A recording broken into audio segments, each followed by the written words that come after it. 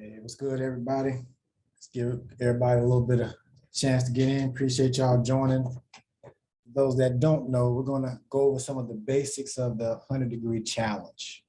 And we'll just kind of let some folks get in, and that's kind of going to be the deal for today. Trying a different format. Hopefully this helps you guys with your neck orientation. Yeah, I'm back here. This is me back here too.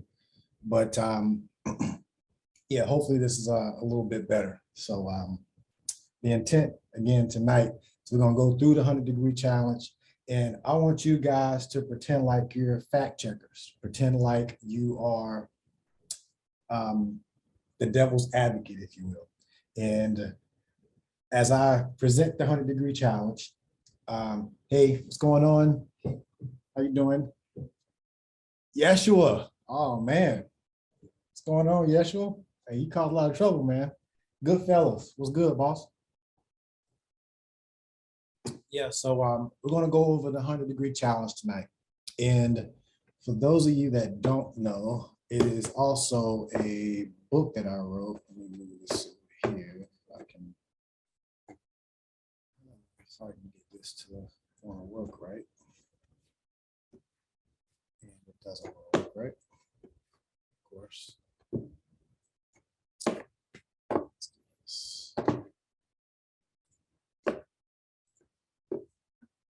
So the 100-degree challenge is also a book that I did that I created, an ebook that I created on Amazon. So everything that you're seeing here, hey, what's going on, Janice?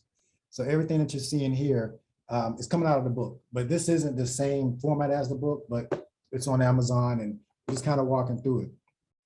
And the idea is to try to show as scientific of a proof that we are spiritual beings having a human experience. And we're going to walk through this, and we're going to see how much of these facts we can agree on is true. All right. But let me just kind of explain the challenge.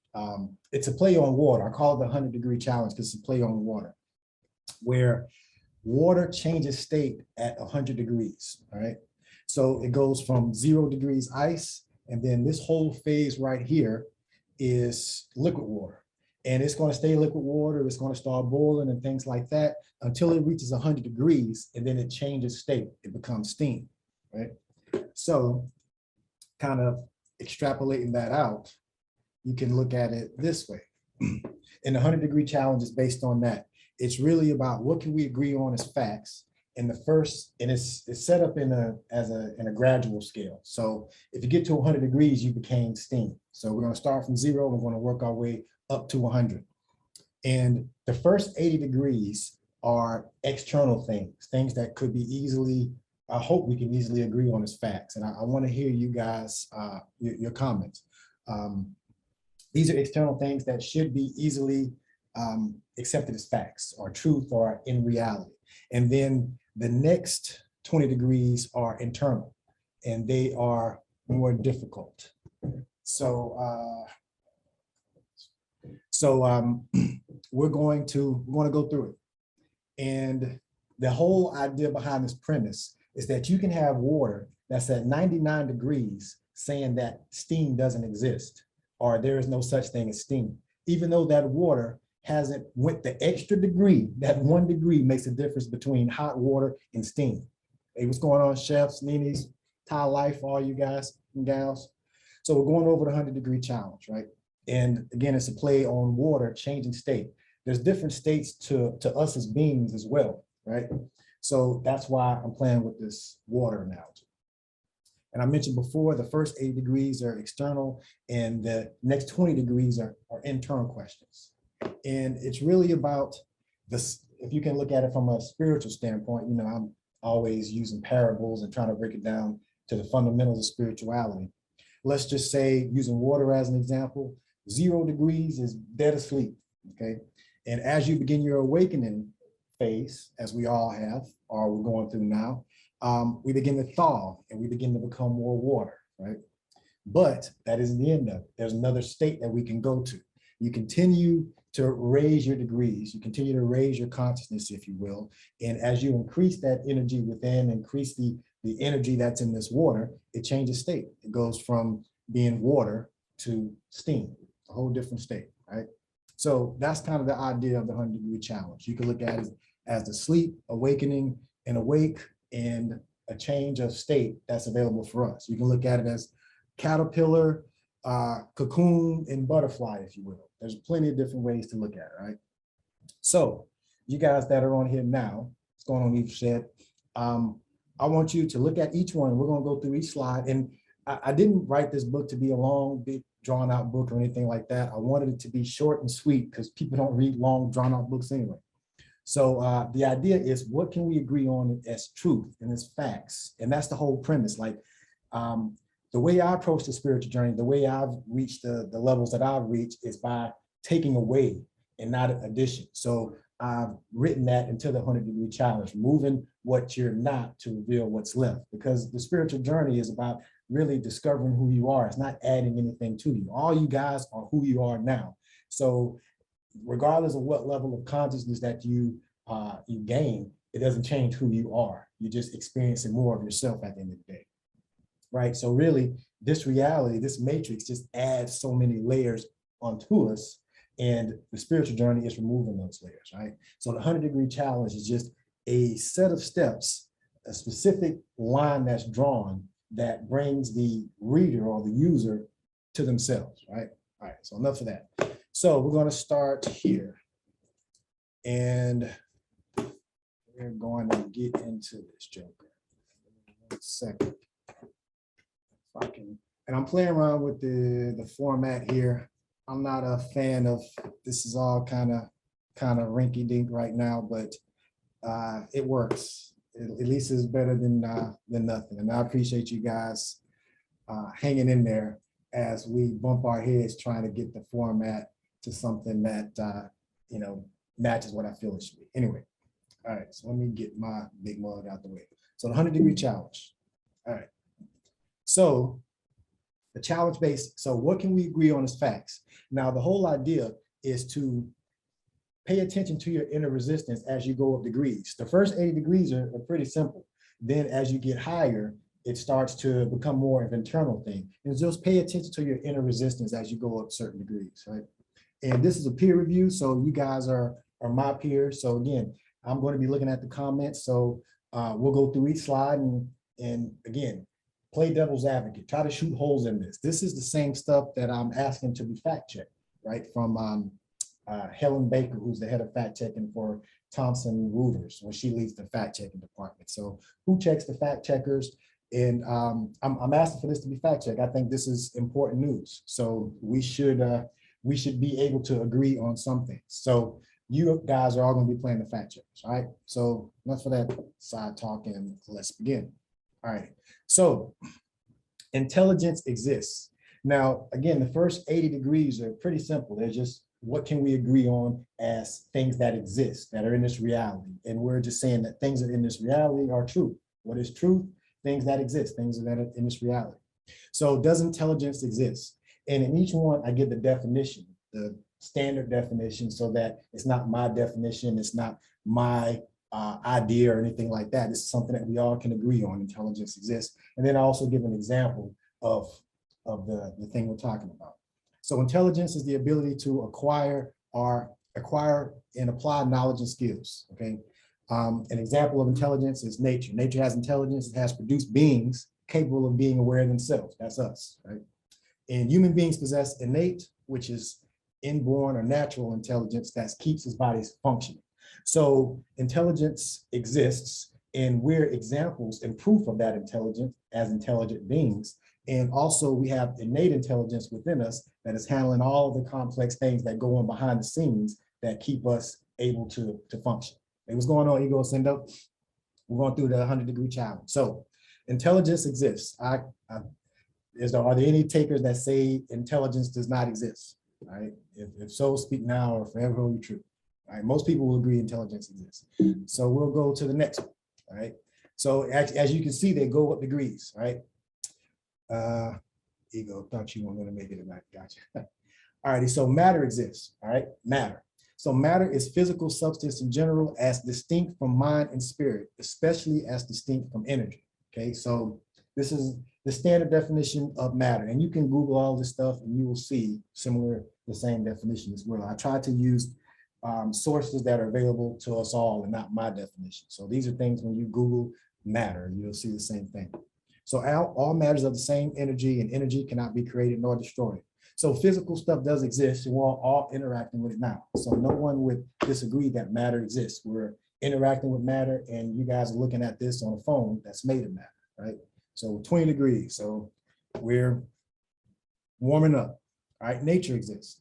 So nature is the phenomenon of the physical world collectively as opposed to humans or human creation. So basically nature is anything not created by humans. So does nature exist? And all of us would probably agree that nature exists. And nature is everything that is not of human creation. Nature is the environment of matter that we interact with. So the natural world, we can look outside, see trees, see the sun, see all of these things that are natural, animals and things of that nature. So nature does exist. Here for the class, but going back. Okay, no problem, you go. All righty, so we're at 30 degrees, and I don't think I see anyone arguing with anything yet. So we'll keep it going. So 40 degrees, so life exists. So life is the condition that distinguishes animals and plants from inorganic matter. So life is the existence of an individual human being or animal. So if you're reading this, then you're experiencing life. So we're all experiencing life right now. So we can say that life exists. And you may have some people that would argue this. I mean, I've done this presentation before on several occasions. So this is a culmination of me putting this information out, getting feedback and refining and things of that nature. But you'd be surprised, some people don't get to 40 degrees. Like there was, I had an individual that got caught up on matter because they didn't understand the difference between physical matter and what's the matter.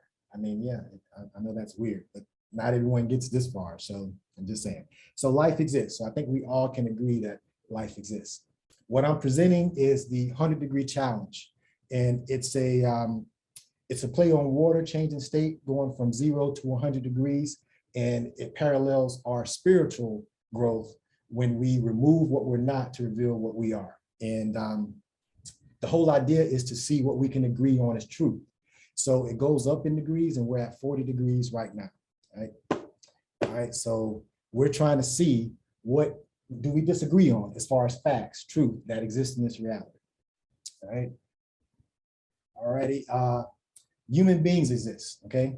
50 degrees. So we're halfway there. Now it's going to get tougher as we get old, as we get up there. So don't think it's this easy.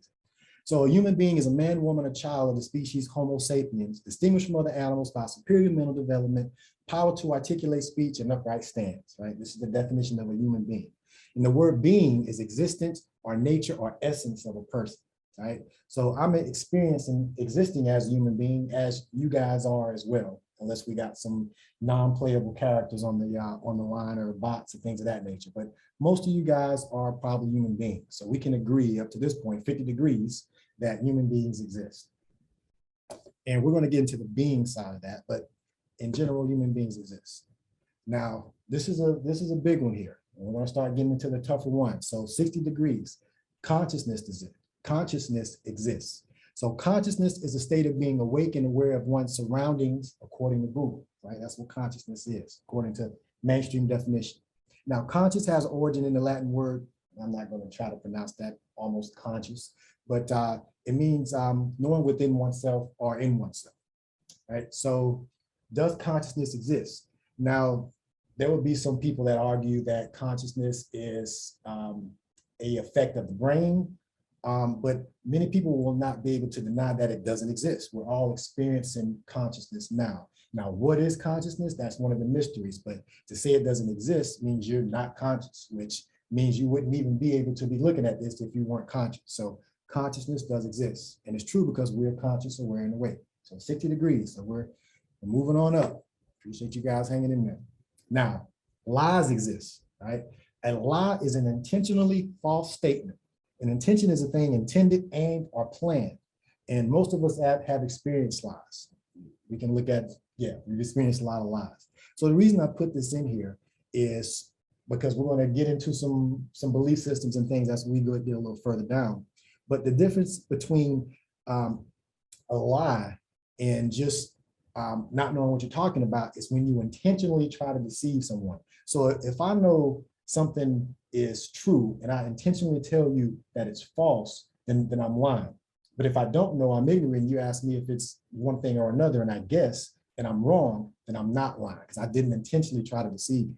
So if someone knows a piece of information and tells you otherwise intentionally, then they're lying to you. Most of the time, they're doing that for a reason. They're just not lying just because they're liars, even though there's a lot of people that just lie just because that's what they do. But most of the time when people tell lies, there's a reason for it, okay? So we'll put that in our hat for now. 80 degrees, death exists, right? Death is the action or fact of dying or being killed, the end of the life of a person or organism. So one of the definitions, in the definition you'll see for death, there's an interesting sentence here, and this is from Google. It says, she failed to regain consciousness and died 2 days later. So we'll put that under our hat as well, because that's an interesting example of what they use for death. She failed to regain consciousness and died 2 days later. So when you look at death, did the consciousness die, right? She failed to regain consciousness and died 2 days later. So the body died, but did the consciousness experience death? So that's a question. We're gonna hold that one off. So most of us have experienced people pass away and things die. So death does exist, right? So we're 80 degrees now, and now it's gonna get a little tougher as we keep going up. 82 degrees, faith and belief exists. Faith is a strong belief in God or in doctrines, which is just a set of beliefs of a religion based on spiritual apprehension rather than proof. And this is the mainstream definition. Now, a belief is an acceptance that a statement is true. And to believe something, you have to accept that it's true. You don't necessarily have to have proof that it's true. It doesn't mean that it is true, but you accept that it's true. Now, we're going to dig deeper into these definitions. Acceptance is the act of consenting. And when we consent, we give permission for something to happen.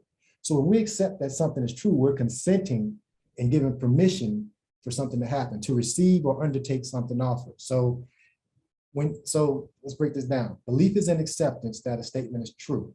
When we accept something, we're consenting, we're giving our consent that this is true, but it may not be true, right? So that's the thing with belief. It doesn't have to be true. And when we accept something, we're consenting to it. So if you don't question things, you're consenting to someone else's doctrine, if you will. And we'll get into doctrine and dogma later. Doctrine and dogma later.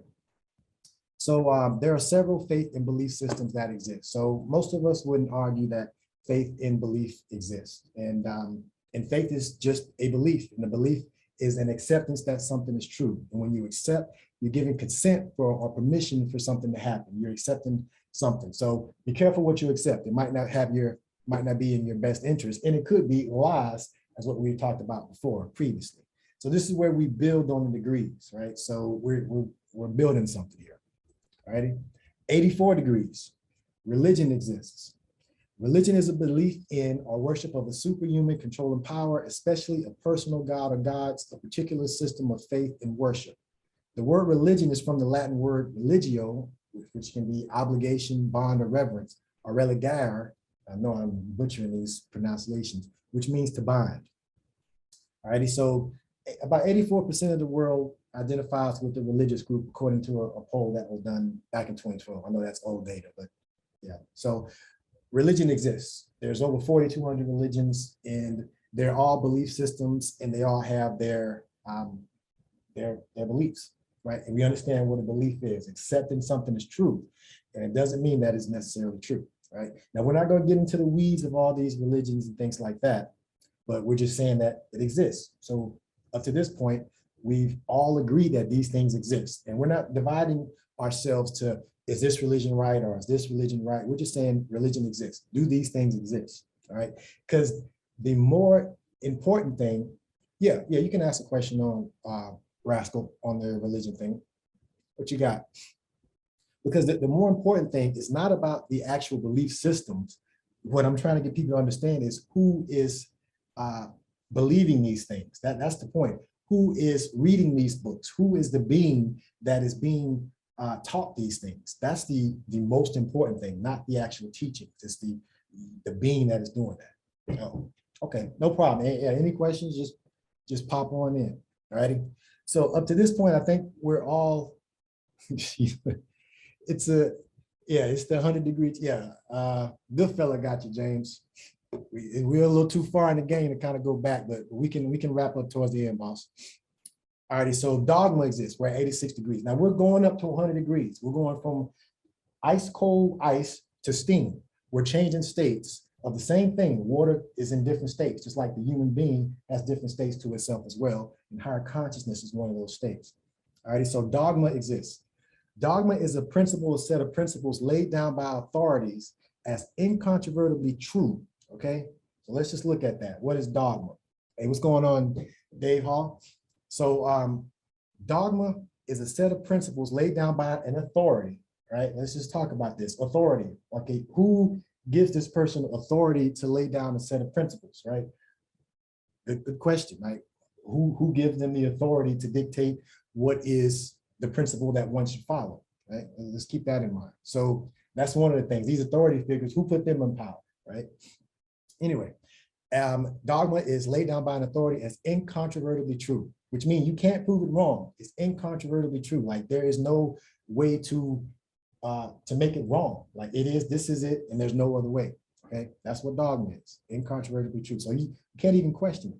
But the word dogma has part of its origin in the Greek word dogma. Can't mess that one up. Same word, which means opinion. So that's an interesting play on words. So dogma is a principle, a set of beliefs laid down by an authority as being incontrovertibly true, which means that you can't discount it. It can't be proved wrong. But the word dogma has its root in opinion, which is interesting. You know, they play a lot of word games on us here in this reality.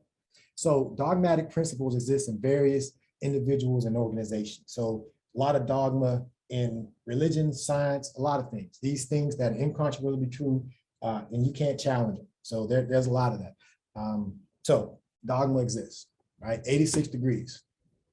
All right, so we're moving on. These are all things that we're just seeing if we can agree on. If everyone here can agree that these things exist. And it's going to get a little tougher as we get to the higher degrees, and you'll see, because the devil's always in the details. All right, spirit soul exists. This is where some people will drop off. The materialist reductionists will drop off here because they don't feel there's a non-physical part of themselves.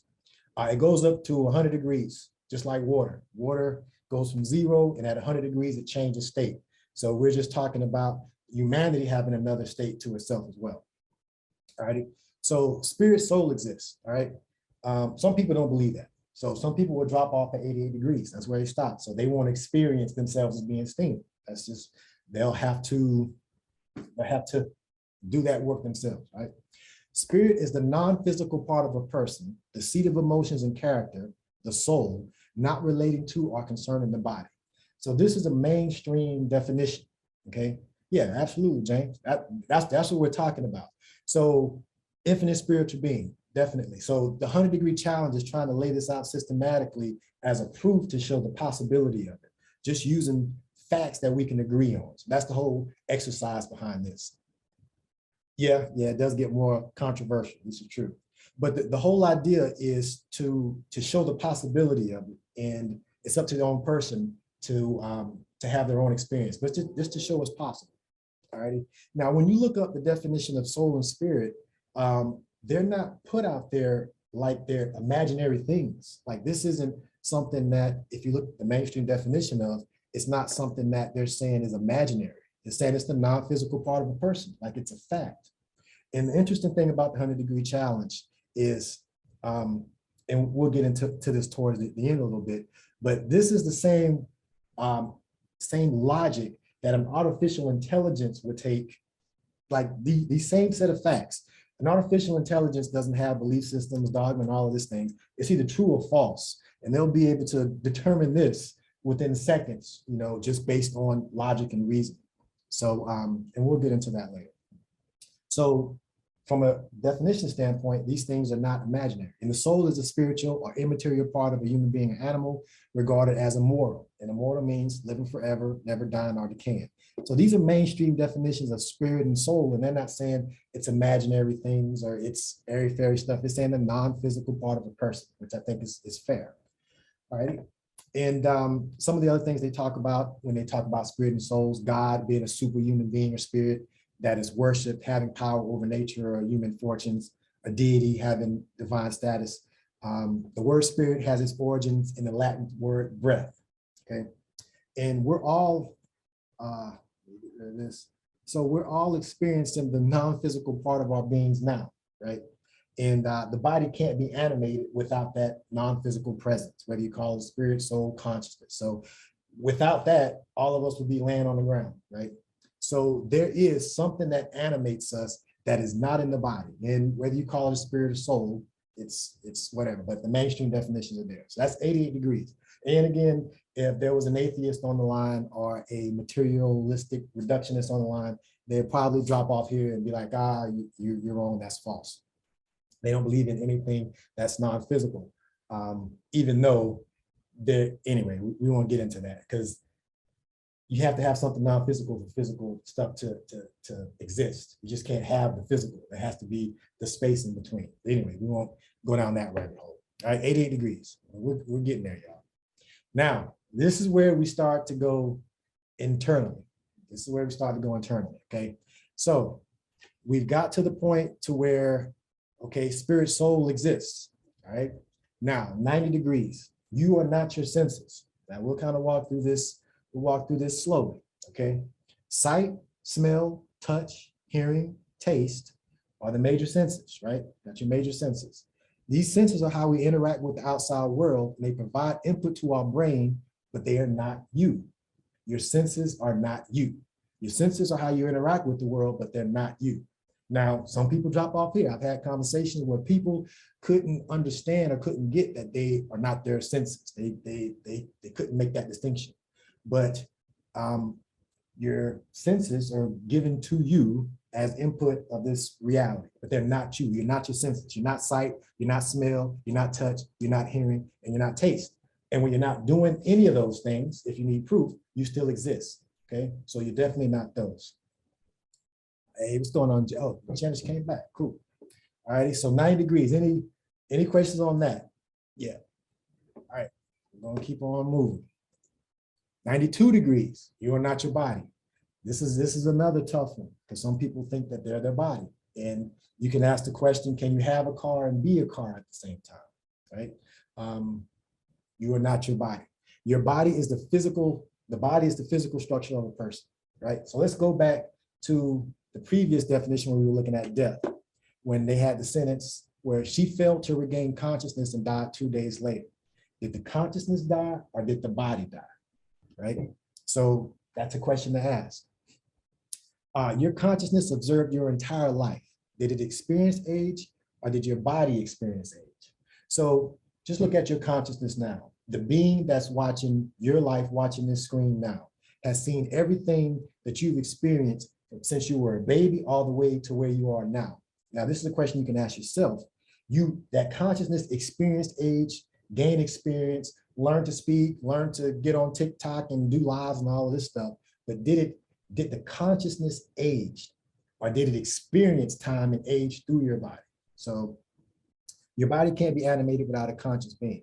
And I'm arguing that your consciousness is that immortal part of yourself that's outside of time that doesn't age. It's experienced in this reality. Your consciousness didn't age a day, even though it experienced this time and experienced you age, experienced your life, but your consciousness didn't, it gained experience, but it didn't age, right? So that's a tough one. These are tough things to wrap our heads around, but we're trying to lay it out in a way that that kind of makes sense, right? So again, any questions, shoot holes in this, because again, I'm trying to ask for this to be fact checked as far as at least being possible, because you can do your own work and have your own experience, but this lays out at least the possibility of these things existing, okay? So you are not your body. All right.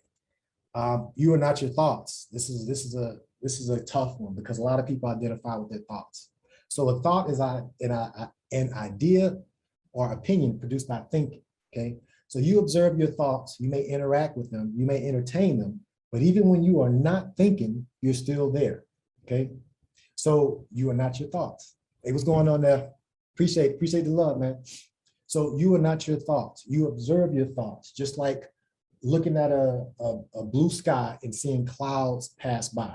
Those clouds are thoughts and they can pass, you can interact with them. Some rain on you, some cloud your day or whatever, but they eventually pass. And if you're not thinking, you're still there. So you're not your thoughts. And one of the things about thoughts, if you think about them, there's a space in between thoughts, just like there's a space in between language.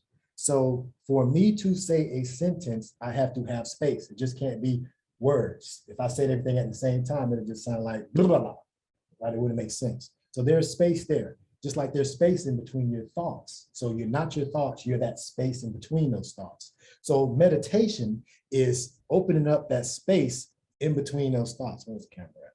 Meditation, meditation is like opening up the space in between those thoughts, because that space is there, just like the space is in between language. As you increase your awareness and strengthen, your meditative practices, you increase that space, and then you become that space. And that space is who you truly are, not the thoughts and all of these things that are caught up in our mind. All righty. All right, so that's 94 degrees. You are not your thoughts. And some people get caught up that they think they are the thoughts. And this is a dangerous thing, because some of us have a lot of negative self-talk. And, some of that may not even be how we feel about ourselves, but how other people feel about us, and we've internalized that.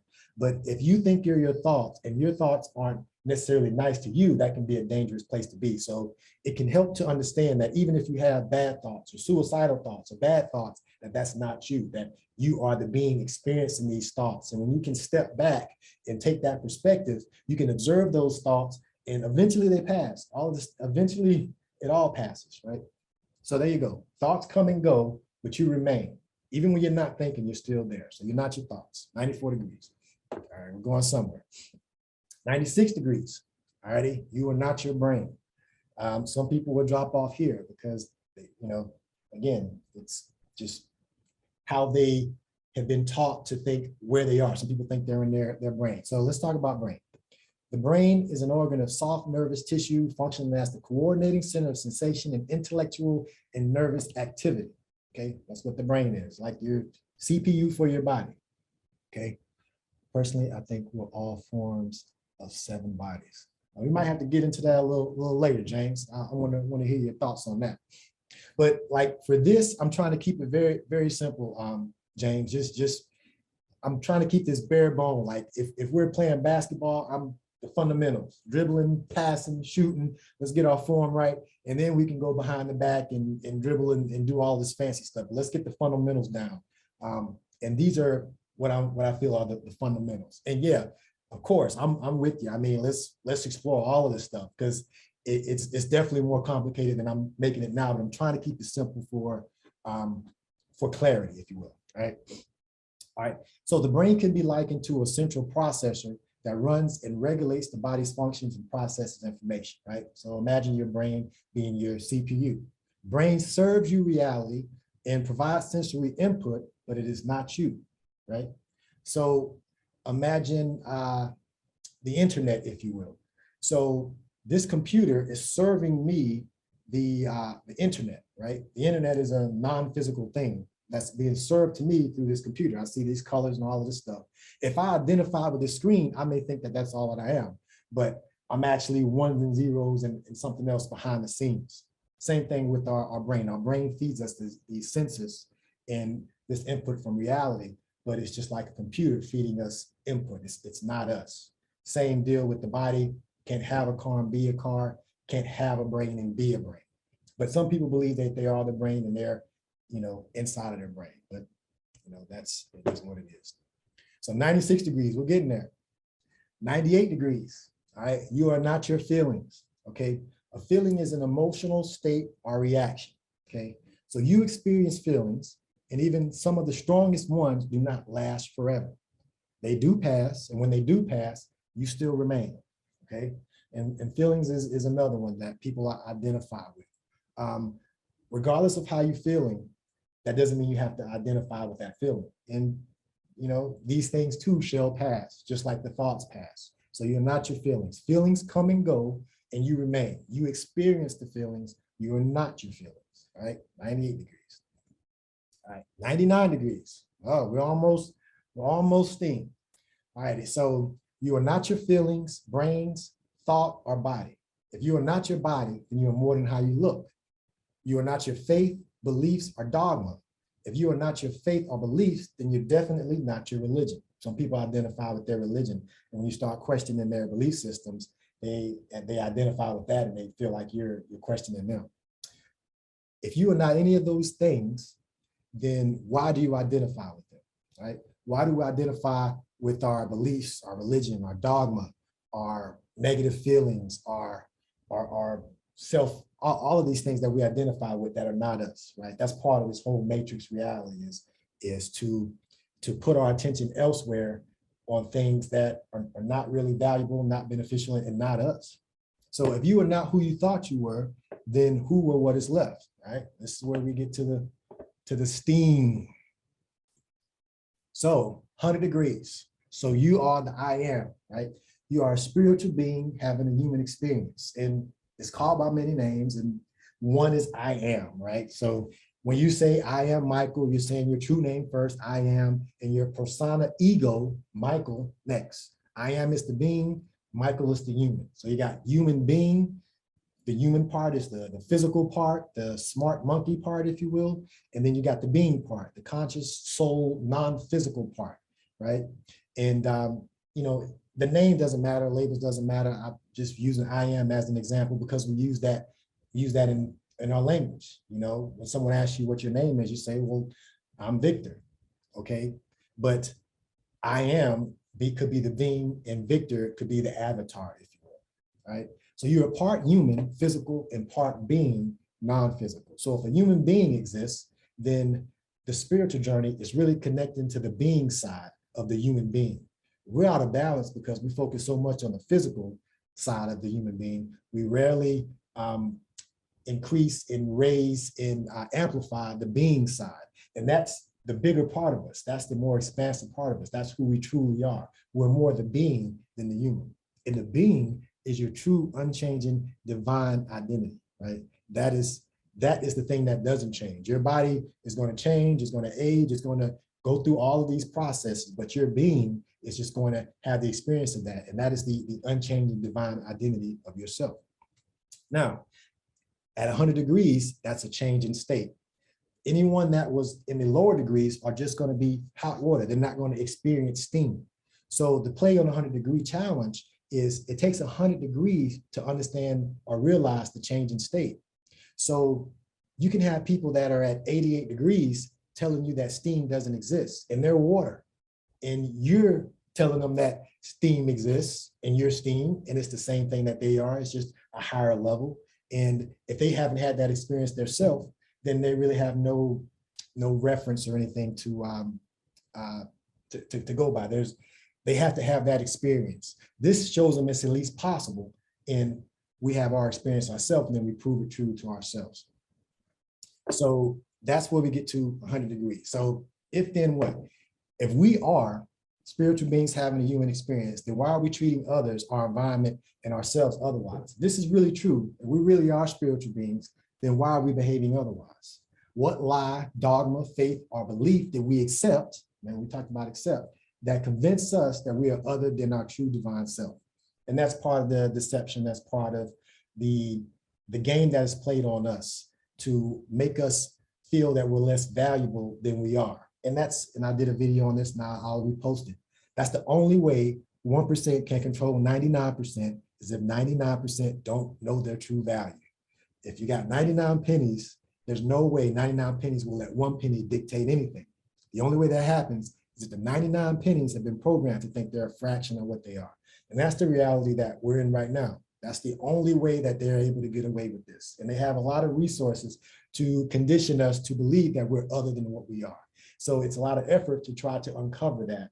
And there are people, you know, a lot of you guys are on that journey to try to help as well. So that's what we're trying to do, to show people who they truly are. So again, what lie, dogma, faith, or belief did we accept that convinced us that we're other than our divine selves? And what is their evidence, right? So just the same way that I laid this out, you know, like, okay, these things exist. You know, I'm not getting into any belief systems, any things that really divide us. I'm trying to see what we can agree on. What can we agree on as facts? So what is their evidence? You know, what did I say that was not true or was not possible out of everything that you heard so far? You know, what is their evidence otherwise? And where's their proof and how does it compare? And we can get into the details of the value and how this is a different reality for humanity than what we're currently in now. But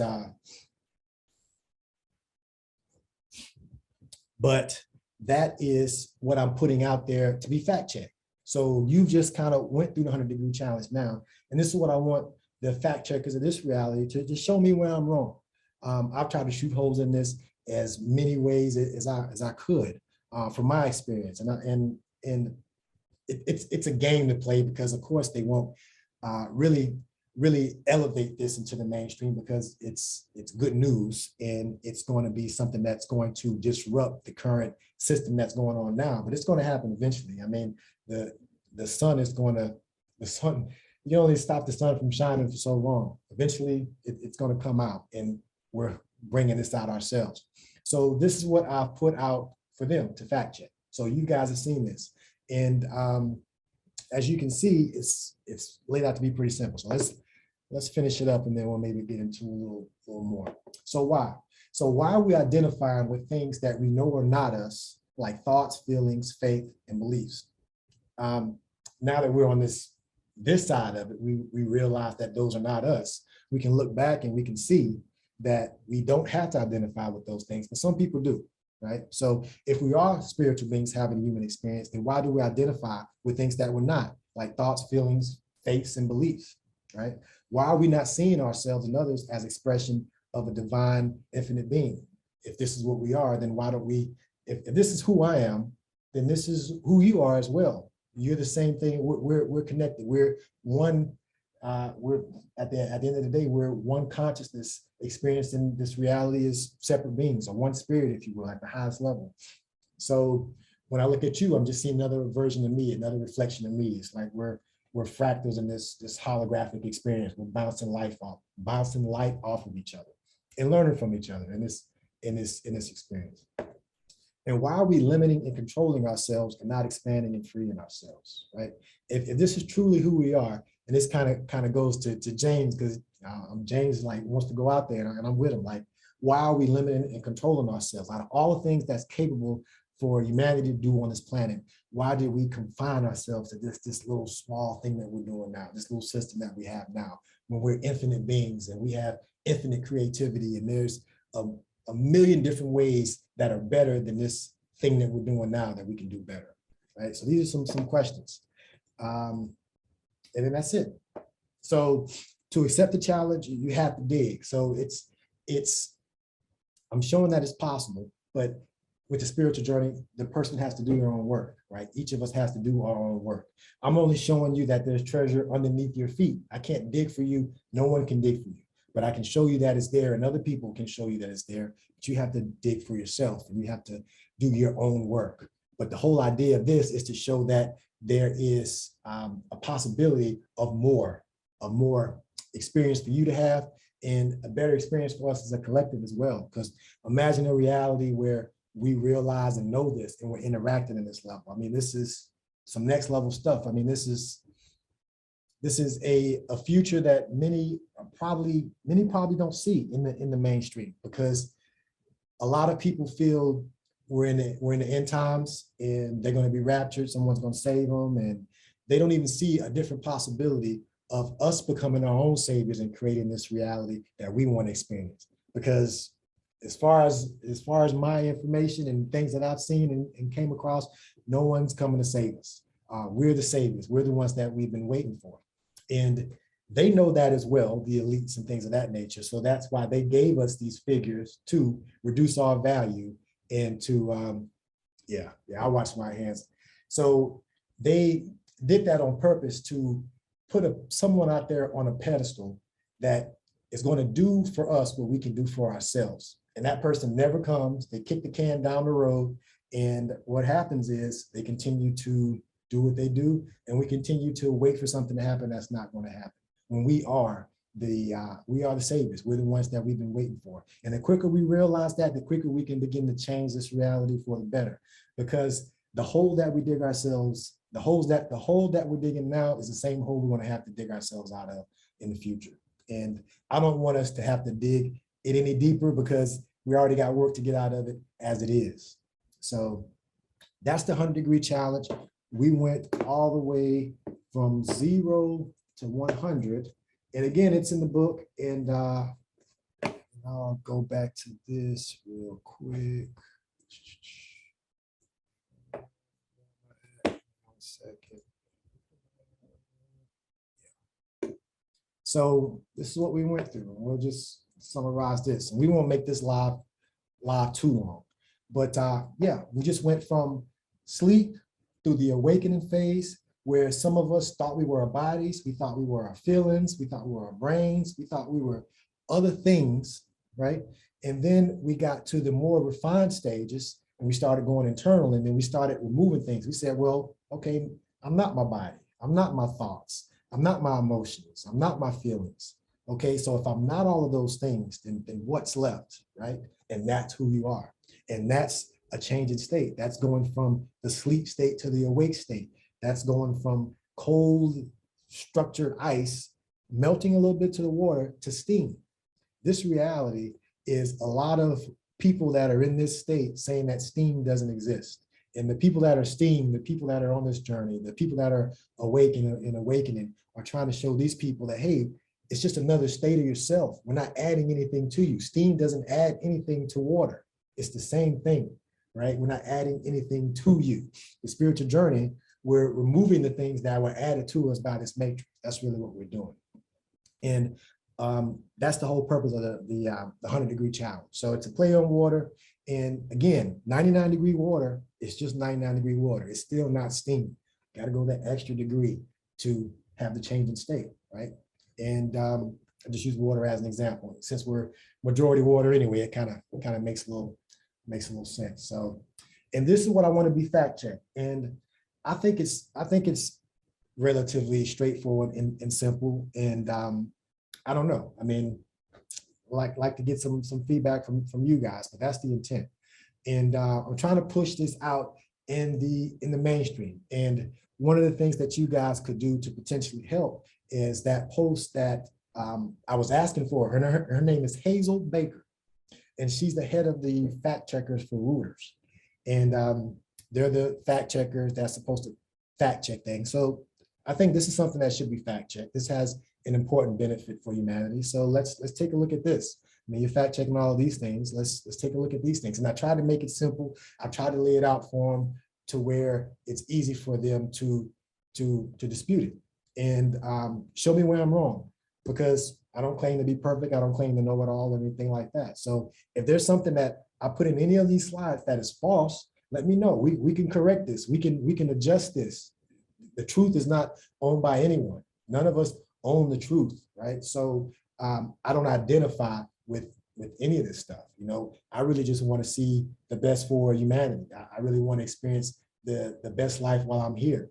And it's possible, but it's going to take work because of the momentum that we've accrued by being asleep and allowing someone else to take the wheel. So now we got to take control for ourselves. And it's a difficult thing because a lot of people don't want that responsibility. But the thing is, you have to look at who we've given that responsibility to. These authority figures that are running things now, are they really doing a better job than we can do? I mean, that's the question that we can ask. Do you feel that these people that are in control now are doing a better job of creating a reality for you than you can do? Like, I don't think so.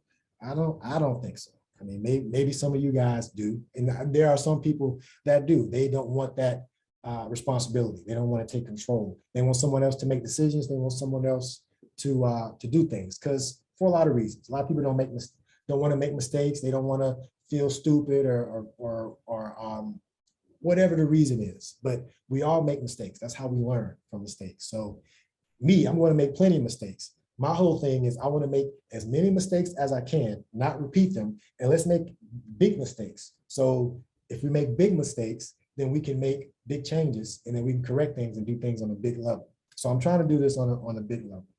And yeah, I just wanted to kind of walk through that. And that's kind of what we're gonna set here. We're gonna see if this gets fact checked.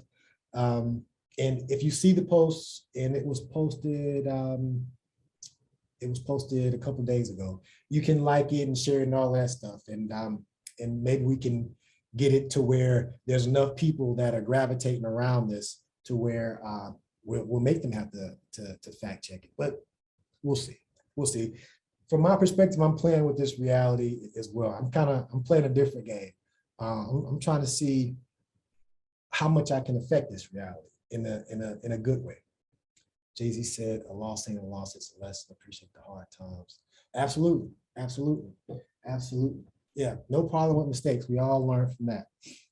I think the majority would want to, have all the facts allowed to make their own decision. Yeah, the majority would want to have all the facts.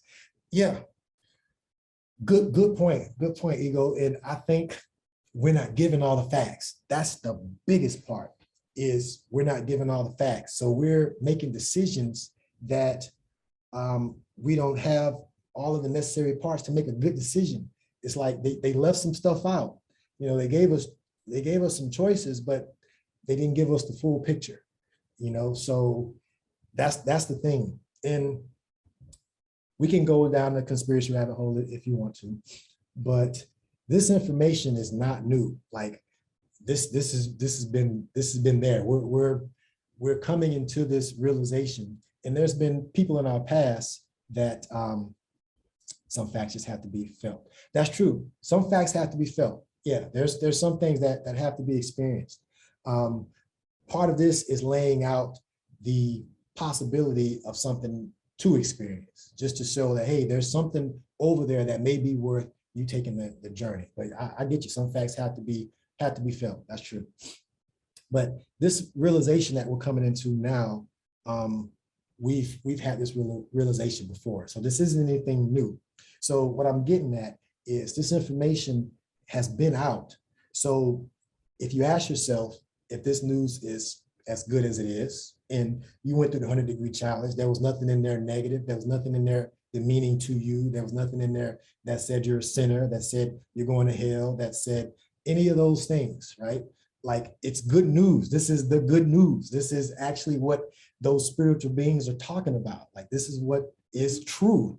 And as we went through the challenge, and you saw when you just systematically go through it, it makes sense. You know, it's not like I'm adding anything that is my belief or my thoughts or what I think. These things exist, and are these things true? Are you not these things? And this is something that you can experience for yourself. Just like Nirvan, I'm messing your name up, boss. Some facts have to be felt. So that's the whole thing. Nirvan, I'm not butchering that. So that's the whole idea behind the challenge. Not trying to make it simple, not trying to make it complicated, though there are things we can get into the weeds on, but the whole idea is who are you? That's really what it boils down to. Even going back to the ancient Egyptians, know thyself. And the thing is, this information is there. So you have to ask yourself, why isn't this mainstream? Because just think about the reality, the difference in reality if this didn't have to be talked about on the live, on the back corners of TikTok, and this was mainstream news, right? It should be, because this is truth. These are things that will provide value for everyone, and it allows us to see ourselves in a different light and change what's possible for ourselves. Because right now, for a lot of people, the only thing that's possible is just continue on this path. It is what it is. They're gonna keep doing what they're doing and just let it all fall, let it all burn, or I'm waiting for Jesus to come save me, or whatever. Someone's going to do something for me. It's about doing stuff for ourselves. That's the change that we're going to have to make if we really want to get out of this.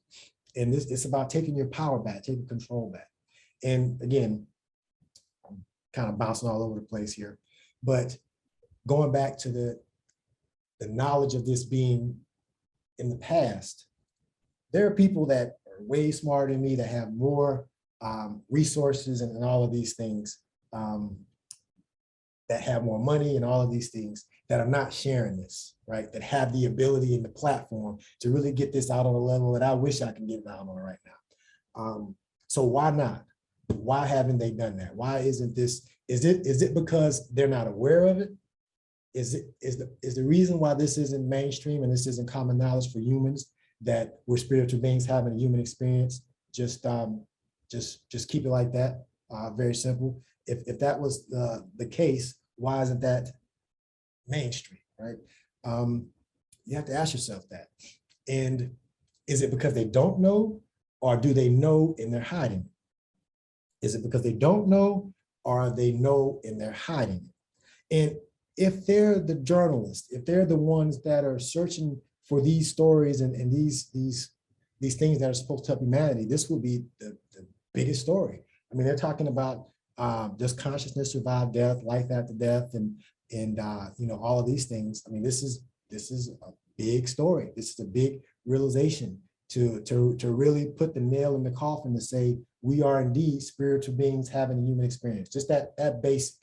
We don't have to get into the religious dogma or the different belief systems and all of these things. We don't have to get into all of that. We can just really look at who we are, because that's part of the way I tried to word this and approach this, is to stay out of those weeds. I specifically tried to make the steps to where we're sidestepping those time bombs and those points of division that just blow up the situation. And in having these conversations, that's where it devolves to. Like, for instance, I can just tell you this. When you get to like 88 degrees, when you talk about religion, just saying religion exists, not saying my religion, your religion, just saying it exists. People start to identify with that, and then they're, you know, they have their guard up because they identify with their religion. But it's not about your religion, it's about who is identified with that religion. Who is that? That's what it boils down to. Who is the one that's experiencing all of this deception and all of these things that are going on? That's really what we got to get back to.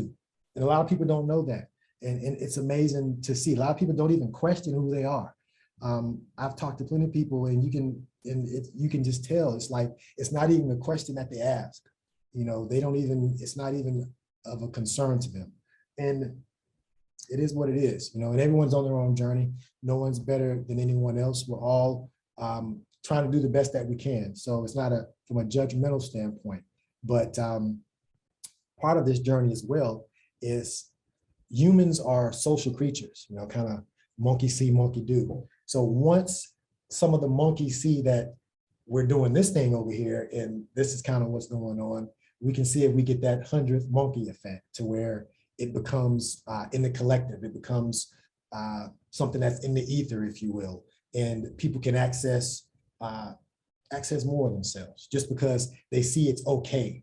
You know, a lot of this groupthink, a lot of these groups behave in a way where it's they kind of self-police each other. And if you're able to show them something new, they may be able to see the example of. Sometimes you got to see an example, and then they see it's okay.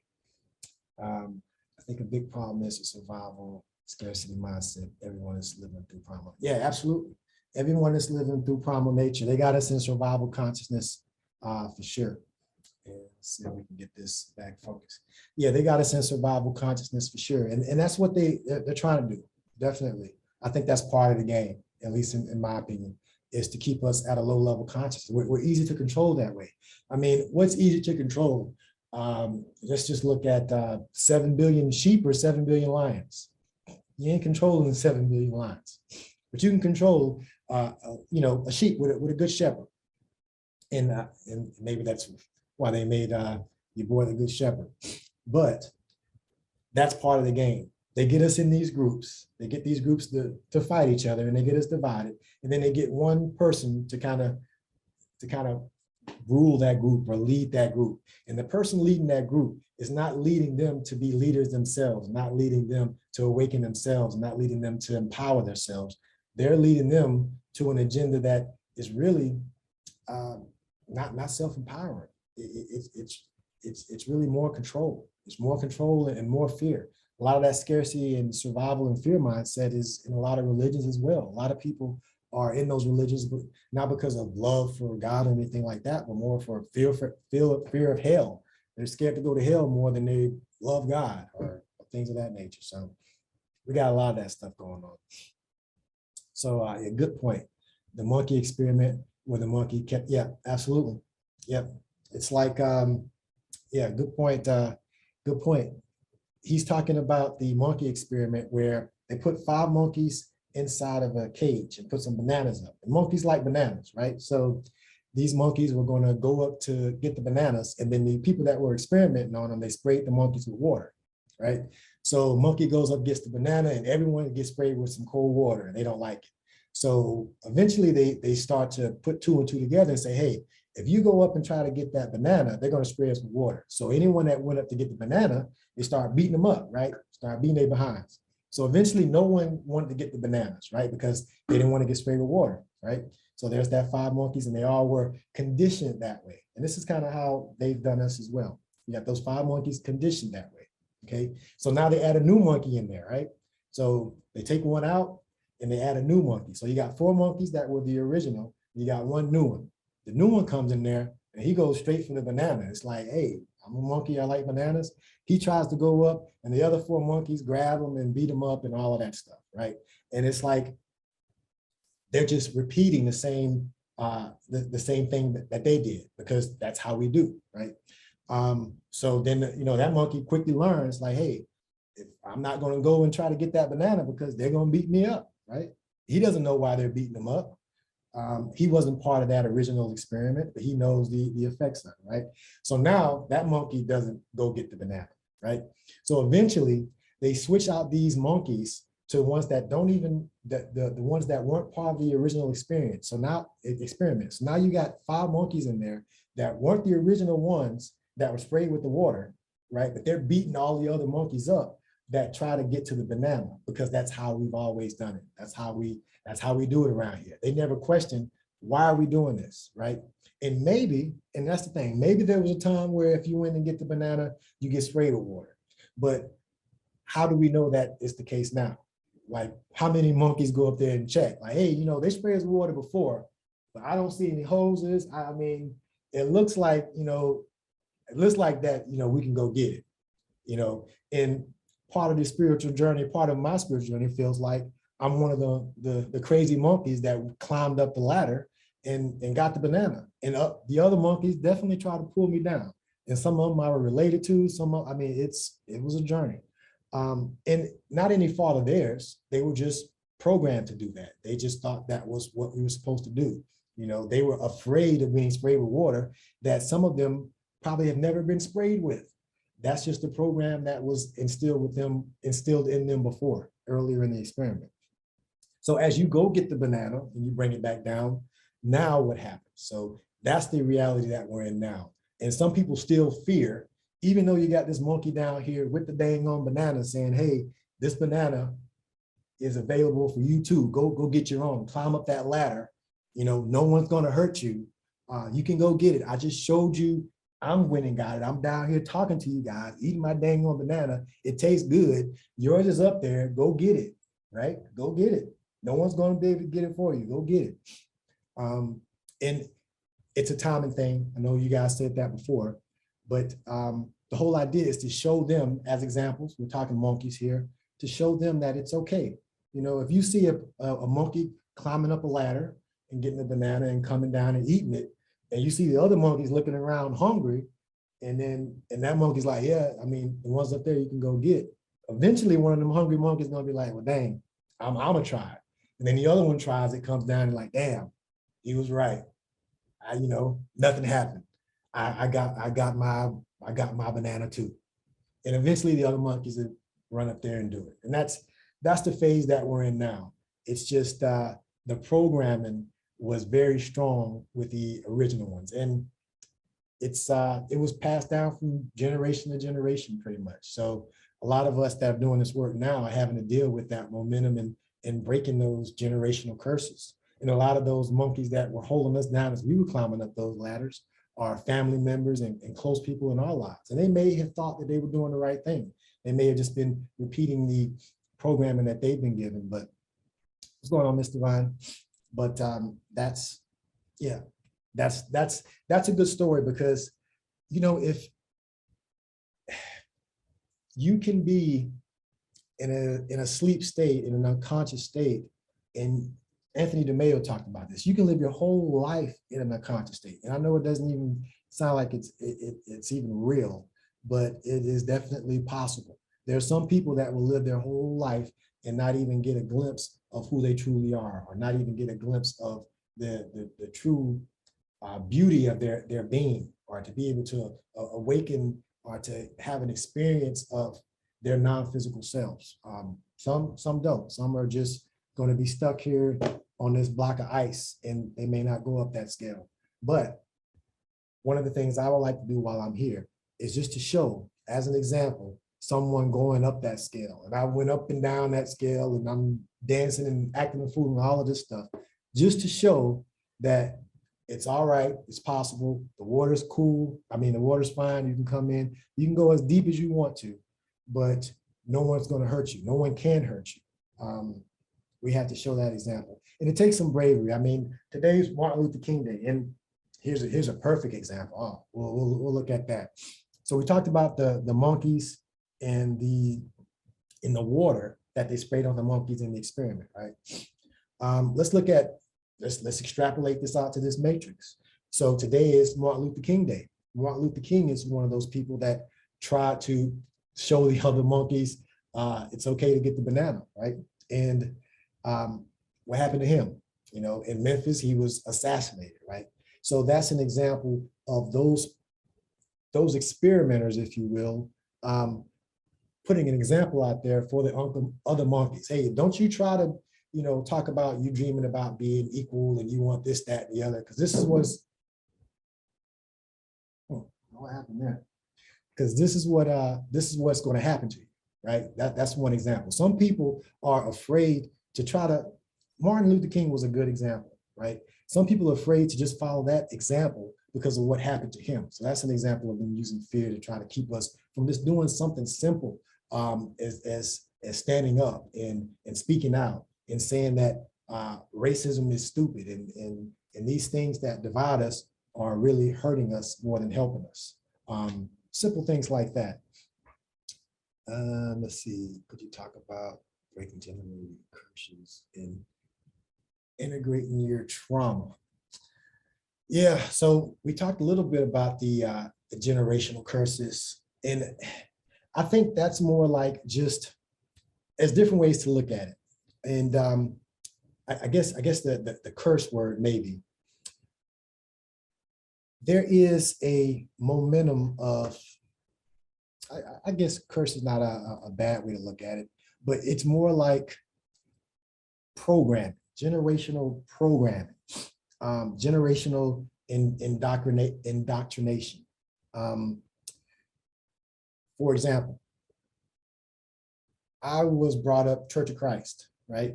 I was indoctrinated Church of Christ because my mom was in the Church of Christ. My mom was in the Church of Christ because my granddad was in the Church of Christ. My granddad was in the Church of Christ because his mom was in the Church of Christ. But neither one of them questioned anything about this Church of Christ or any of these things, right? So these things are all passed down to me, right? And they're passed down not as a belief system, not as, hey, this is what we believe, and there's 4,200 other things you could believe, choose accordingly. No, this is truth. This is dogma. This is incontrovertible. It is what it is. If you don't fall in line, you're going to hell, and you're lost in this, that, and the other. That's pretty much how it was laid out to me. But they never questioned those things. So to go against that, to go against your mom, your granddad, your great granddad, all of these things is kind of like a generational curse, if you will. It's a lot of programming, it's a lot of momentum to transmute into change, to redirect. And when people and families do that, they tend to, they get the brunt of it, because those people around them in a lot of those cases, especially if they're not questioning on that journey themselves, they just see you as someone that's disrespecting and that's questioning things that shouldn't be questioned. That's another thing that's taught. Like, why does the truth fear any questioning? Like, if it's the truth, it shouldn't fear any questioning. Like, why does the truth have to be secret? If it's the truth, why does there need to be secrecy to it, right? I mean, the sun shines regardless, right? It's going to do what it does. The truth is going to do what it does. It doesn't need to be hidden. It doesn't need to be secret. No one owns it. So anyone that's trying to control it in that way, I think they have ulterior motives in integrating your trauma. Yeah, that's a big one because yeah, it's really about, for me, I just speak on my trauma. For me, it was about forgiveness. It was about forgiveness. A lot of us, and I've talked to a lot of people, have been through a lot of the same things, a lot of the same trauma, and it takes forgiving yourself, one, because a lot of us tend to blame ourselves for the things that happen to us, and a lot of the times it's not our fault, you know. So just because something bad happens to you doesn't mean that you did something to create that bad thing to happen to you. I know there's some spiritual thought that's you created that and things of the other, but you have to forgive yourself for one. I've also learned, because I had a lot of trauma in my family, that I had to forgive them as well. And forgiveness is not letting them off of the hook. It's not forgetting what they did. It is leaving what they did, learning from what they did. And even a bad experience could be a learning experience from the sense that you know you don't want that anymore, right? So don't continue to allow yourself to be in that situation or to do those things that you don't want. So even a bad experience could be show you what you don't want. Like a bad relationship could show you, hey, I know I definitely don't want to be with that kind of person again. Yeah, it took me this bad relationship to see that, but now when this person comes along, you know, I'm going to see them coming a mile away, you know, and that may save you some time and energy and stuff in the future. But forgiving someone is really not tying yourself to the past and what happened. And it's really, forgiveness, I say, is the gift that you give yourself. You know, it's saying, it happened, I learned my lessons, I release it, I'm no longer going to be tied to this. I use this example. Your windshield is bigger than your rearview mirror for a reason, because what's in front of you is way more important than what's behind you. So things that happened in our past, the trauma that happened in our past, if we don't forgive that, if we don't look forward and we don't focus on what's in front of us, we can be looking in the past and thinking about these things that happened that are not going to change. They're not going to change. They're still back there. So imagine driving forward and you're steadily looking in the rearview mirror. You're going to miss some things. You're going to miss some things in front of you, right? So it happened in the past. Learn the lesson. You might have swerved. You might have, you know, got off in the ditch, but get back on the road and keep going straight. So that's kind of how I look at it. And it's work. It's work because some of these people have done some bad things to us, and we want to get even, and we want to do all these things, but that's lower level things, because that just continues that cycle. You know, that's why the forgiveness breaks that cycle, because if I want to get back at you, then it's going to continue that cycle, because now it's back and forth now. And that's how we do, you know, in wars. That's why war doesn't make sense. The repetitive cycle, you know, it perpetuates violence, and violence is destructive and not constructive, and it doesn't help the situation. All righty, y'all. I am not going to be on here all night. I really wanted to talk through this. We're going to record this, start recording. We're going to put this on the other Spacecast. But we just went through the 100-degree challenge. It's really, for those that just joined, it's just a play on water changing state. You know, just look at it from this point. The human is the block of ice, right? The matter, the condensed part of ourselves, right? The rigid part. And the being is the steam part. So kind of playing on that parable. But they're the same thing. The water doesn't change, it's still water, just changes state. So we're talking about changing state. The whole spiritual journey, it's about changing your state and really changing your perspective to know that you're steam as water. If that makes any sense. Let's see. Great lens to see through as the cycle repeats. All right, appreciate you joining in, good fellow. And let's see, what Ego said.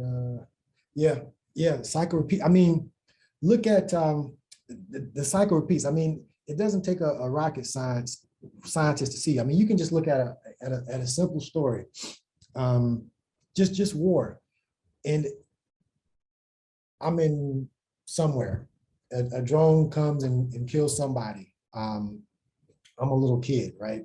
And it kills my family is killed in the collateral damage or whatever. But they might have, got whoever they wanted to get. Okay. I see that. And now that makes me want to retaliate, if you will, right? So now that repeats the cycle. Now I'm going to grow up to be one of these quote unquote freedom fighters and things of that nature. So now I'm going to retaliate. Now I'm going to bring the fight to them. Okay, so they bring the fight to me because they're trying to avenge their folks. Okay, so now they're fighting me, and then they kill me, and then okay, I'm avenging them, and it's just a cycle that repeats. I think one of the things that we need more of is understanding, because we tend to just do things without understanding why we're doing them, unconsciously. That's really what it's about, unconsciously. And we can talk to some of these people that quote unquote hate us and all of these things. And really, I'd like to see that conversation like, okay, why do you hate us? I've been told you hate us because we're free. Is that true? Why? We're more alike than we're different. They trump up our differences because it benefits them to keep us divided and separated and all that stuff, because then we don't unite ourselves. So they want us to keep fighting each other. It benefits them because there's more of us than there is of them, and they can't police us. So they get us to self-police ourselves, and they divide us into different groups, and we get to conflicting with each other, and they control some of that stuff. So that's how we get in this situation. And it's just a way of control.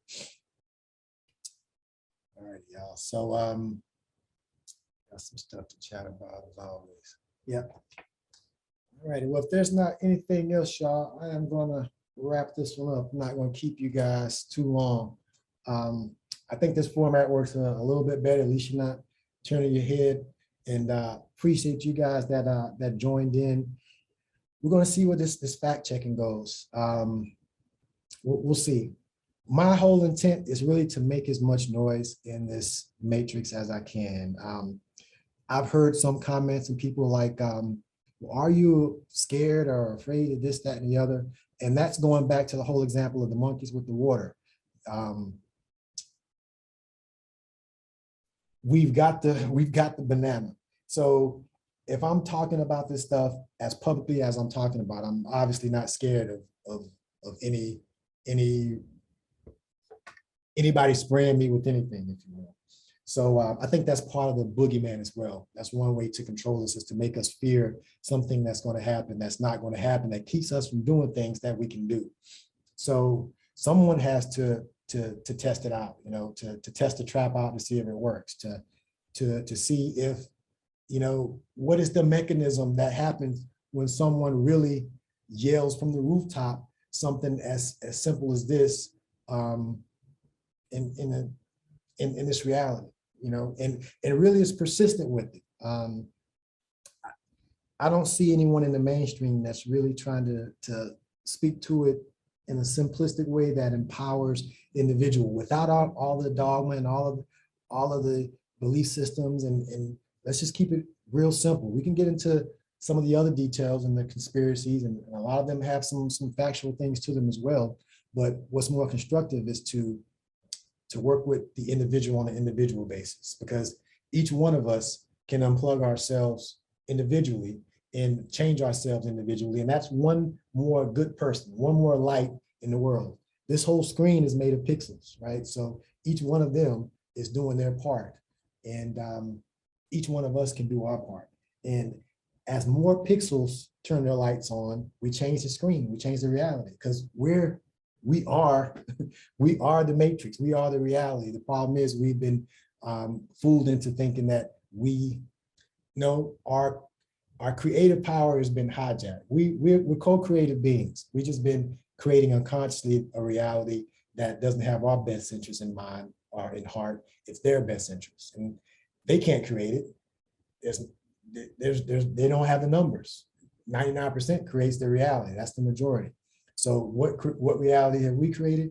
We've unconsciously created the reality that they've given to us through a lot of different means, indoctrination, through problem, reaction, solution, through programming, through television, through all of these things. We've either created or we were allowed it to happen, which is the same thing. Not making a decision or not making a choice or not taking an action is still an action. You know, it's like choosing not to do something is still a choice. And sometimes choosing not to do something is not the best choice. You know, like Dr. King said, there's no wrong time to do the right thing. And the only way that evil wins is when good people do nothing. So I'm just one of those people that's just deciding to do something. And it's on a small scale. I'm a small fish in a big pond as far as influence and things of that nature, but I'm just using my voice and platform in the best way that I can. I'm trying to help on a level I can. And if each one of us do that, then that's going to help, and that's the best we can do. Right. All righty, y'all. So if you guys don't have anything else, I am going to get off this joker and let y'all have the rest of y'all Dr. King Day. And I appreciate y'all joining in, and we'll do it again. We'll see what happens next. I'm going to be planning a series, and I'll give you some more details on that later. But it has to do with time travel and all of these things. One of my more popular videos on TikTok had to do with parallel time, and we'll pull that up real quick, which is cool. I actually, I can't tell which videos are going to get which videos are going to get more likes and all of that stuff. I mean, I can't tell you what this algorithm does at the end of the day. But you guys really did like the parallel time video. And that really, was me trying to explain to the best of my ability how I've experienced time and kind of playing with that. So it's cool that resonated.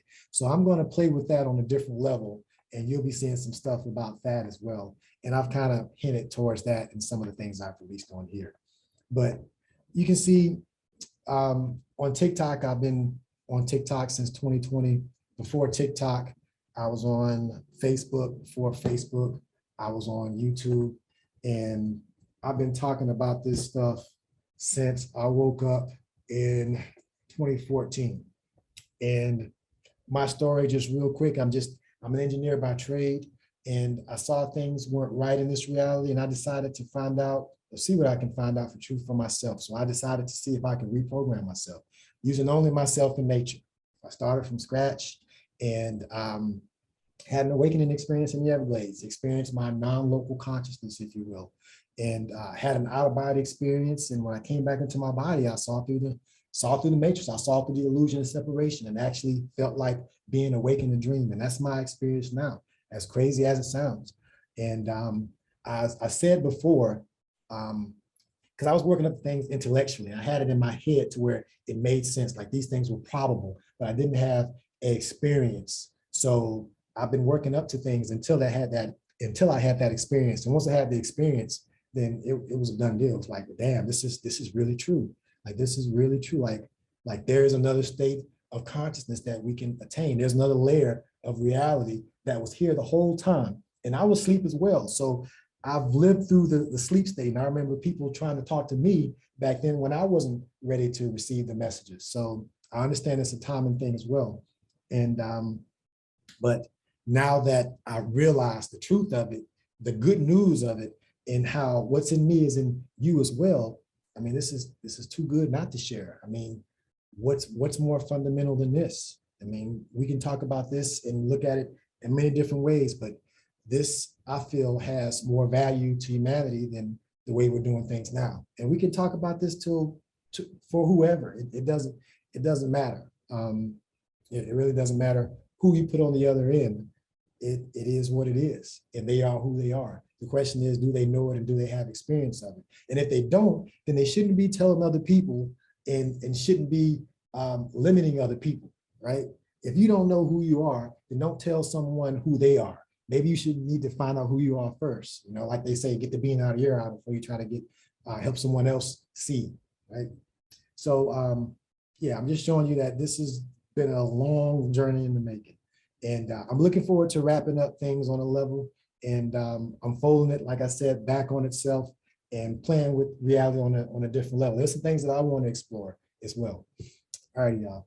So appreciate y'all joining in, and we're going to end this here.